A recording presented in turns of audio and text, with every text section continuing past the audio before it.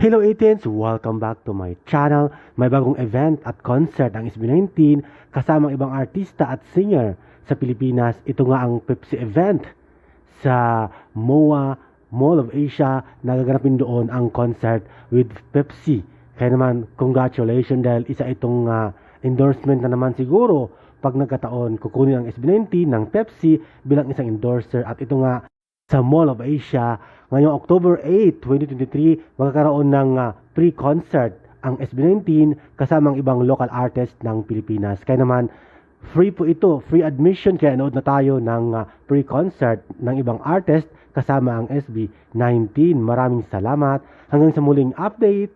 Hanggang sa muli.